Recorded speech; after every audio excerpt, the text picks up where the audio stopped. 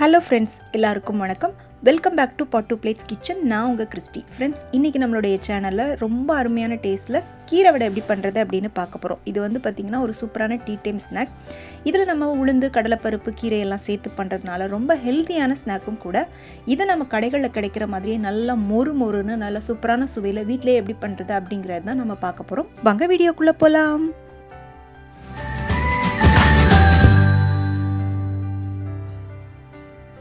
இந்த கீரை வடை பண்ணுறதுக்கு பார்த்திங்கன்னா நமக்கு உளுந்தும் கடலைப்பருப்பும் தேவை. ரெண்டுமே சமமான அளவில் எடுத்துக்கணும். நான் வந்து பார்த்திங்கன்னா ரெண்டுமே 100 கிராம் அளவுக்கு எடுத்திருக்கேன். இதை வந்து நல்லா கழுவிட்டு ஒரு 4 மணி நேரம் தண்ணி ஊற்றி ஊற வச்சுக்கோங்க. கண்டிப்பாக 4 மணி நேரம் ஊறணும். ஊறினதுக்கப்புறமா அதில் இருக்கிற தண்ணி எல்லாத்தையும் சுத்தமாக வடித்து எடுத்துருங்க. வடித்து எடுத்துகிட்டு ஒரு மிக்சி ஜாருக்கு மாற்றிக்கோங்க. மொத்தத்தையும் ஒரே நேரமாக போட்டு அரைக்காமல் முதல்ல பாதி மட்டும் போட்டுக்கோங்க. போட்டுட்டு அது கூட 1 டீஸ்பூன் அளவுக்கு சோம்பு, காரத்துக்கு ஒரு 3 காஞ்ச மிளகாய் வந்து நான் சேர்த்துருக்கேன். உங்களோட காரத்தோட அளவுக்கு ஏற்ற மாதிரி நீங்கள் வந்து காஞ்ச மிளகாய் சேர்த்துக்கோங்க. இப்போ இதை வந்து நம்ம தண்ணி வந்து கொஞ்சம் கூட சேர்க்கக்கூடாது. தண்ணி சேர்க்காமல் லைட்டாக கொஞ்சம் நரப்பாக இருக்கிற மாதிரி அரைச்சி எடுத்துக்கலாம். பாருங்கள், இந்த மாதிரி ஃபஸ்ட்டு அரைச்சி எடுத்துக்கோங்க. இப்போ இது கூட வந்து மீதி இருக்கிற பருப்பையும் நம்ம வந்து சேர்த்து போட்டுட்டு அரைச்சிக்கலாம். இப்போ இது கூடவே வந்து ஒரு 1/2 டீஸ்பூன் அளவுக்கு மஞ்சள் தூள் சேர்த்துட்டு அரைச்சிக்கலாம். இப்போ பார்த்தீங்கன்னா நான் அரைச்சி எடுத்துட்டேன். இது வந்து ஒரு மிக்சிங் பவுலுக்கு மாற்றிக்கலாம். அரைக்கும் போது கவனிக்க வேண்டிய 2 விஷயம். ஒன்று, தண்ணி சேர்க்கக்கூடாது. இன்னொன்று, ரொம்ப மையாக அரைக்கக்கூடாது. கொஞ்சம் நரன்னு இருக்கிற மாதிரி மசால் அரைக்கிற மாதிரி நம்ம வந்து அரைச்சி எடுத்துக்கணும். இப்போ இது கூட தேவையான அளவுக்கு உப்பு சேர்த்துட்டு ஒரு பெரிய வெங்காயத்தை பொடியாக கட் பண்ணி போட்டுக்கோங்க. கூடவே காரத்துக்கு ஒரு பச்சை மிளகாய், ஒரு 5-6 பல் பூண்டை ஒன்றும் பாதியமாக நச்சு போட்டுக்கோங்க. கூடவே நல்லா 1 இன்ச் அளவுக்கு இஞ்சியையும் நல்லா தட்டி போட்டுக்கோங்க. இதில் பார்த்தீங்கன்னா நல்லா ஒரு 1/2 கட்டு அளவுக்கு சிறுகீரையை நல்லா சின்னதாக கட் பண்ணி வச்சுருக்கேன்.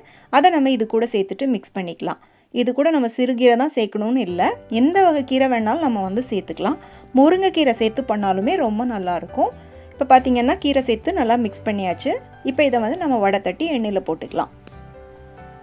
வடை தட்டுறதுக்கு இந்த மாதிரி ஒரு வாழை இலை எடுத்துட்டு அதில் கொஞ்சமாக மாவு எடுத்து உருட்டி வச்சுட்டு மெதுவாக இந்த மாதிரி தட்டிக்கோங்க. தட்டும்போது கையில் லைட்டாக தண்ணி தொட்டுட்டு தட்டினீங்கன்னா ரொம்ப ஈஸியாக இருக்கும்.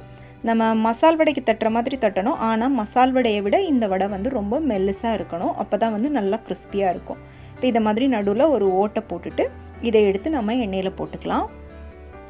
எண்ணெயை மிதமான சூட்டில் வச்சுட்டு வடை சுட்டுக்கோங்க. ஏன்னா நம்ம ரொம்ப மெல்லிஸாக வந்து வடை தட்டி இருக்கிறதுனால ஹை ஃப்ளேமில் வச்சு நம்ம வடை சுட்டோம் அப்படின்னா டக்குன்னு வந்து உங்களுக்கு வந்து வடை செவந்து வந்துடும். உள்ளே வந்து கிறிஸ்பியாக வேகாது. அதனால் எண்ணெய் மிதமான சூட்டில் வச்சுட்டு நல்லா இது வந்து செவந்து வர்ற அளவுக்கு வந்து ஃப்ரை பண்ணிக்கோங்க.